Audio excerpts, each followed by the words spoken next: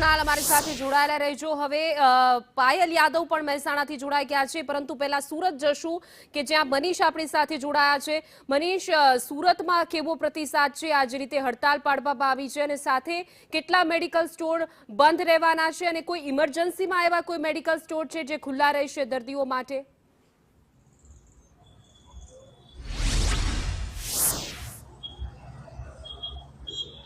જી Manish.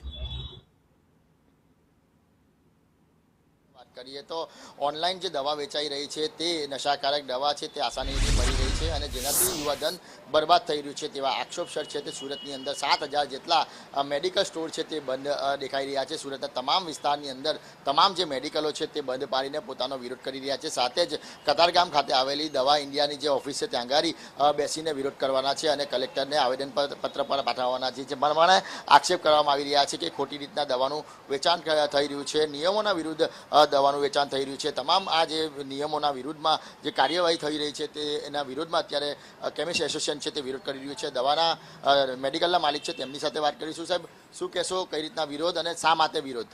Actually આ વિરોધ અમારો એ ઓનલાઈન ફાર્મસી છે। ઓનલાઈન ફાર્મસી દ્વારા નશાકારક દવાઓ છે એનો બેફામ વેચાણ થઈ રહ્યો છે। એના પર કોઈ નિયમો લાગુ નથી અને એ લોકોને ડુપ્લિકેટ પ્રિસ્ક્રિપ્શન મળી રહી છે, એ લોકોને કોઈ રેકોર્ડ રહેતા નથી। સાથે સાથે જે કોર્પોરેટ ડિસ્કાઉન્ટ મળે છે, એક બહુ મોટું ડિસ્કાઉન્ટ મળે છે।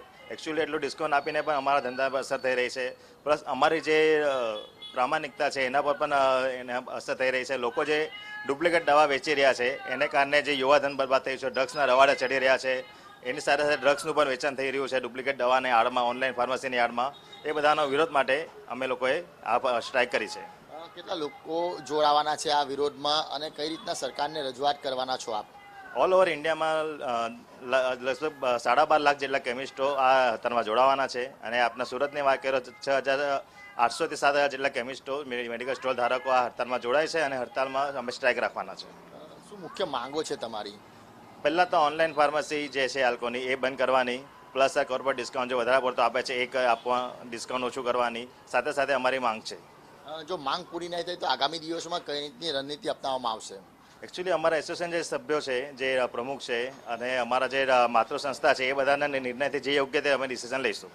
બિલકુલ, તો સુરત શહેરના 7000થી વધુ મેડિકલ સ્ટોર માલિકો છે તે આ વિરોધની અંદર જોડાયા છે। તેમનું આક્ષેપ એવો છે કે આ દવા જે ઓનલાઈન વેચાઈ રહી છે તેની આડની અંદર ડ્રગ્સનું વેચાણ થઈ રહ્યું છે, સાથે જ જે કહેવાય કે ખોટી રીતના ડિસ્કાઉન્ટ પણ આપવામાં આવી રહ્યું છે, પ્રિસ્ક્રિપ્શન વગર આપવામાં આવી રહ્યું છે, જે તમામ જે નિયમોના વિરુદ્ધમાં આ જે છે તે દવા વેચવામાં આવી રહી છે। જો આ રીતના દવા વેચવામાં આવશે તો યુવાધન પણ બરબાદ થઈ રહી છે અને જે લોકોને જે સારી દવા છે તે નહીં મળશે। એટલે કહેવાય કે ક્યાંક ને ક્યાંક આ જે તમામ જે દવાઓ વેચાઈ રહી છે તે ક્યાંક ને ક્યાંક ભેળસેળવાળી દવા હોય કે પછી નશાયુક્ત દવા હોય છે તે ખુલ્લેઆમ મળી રહી છે અને જેના કારણે યુવાધન બરબાદ થઈ રહ્યું છે અને જે કહેવાય કે પેશન્ટોને સારી સારવાર પણ નથી મળી રહી। જી બિલકુલ મનીષ।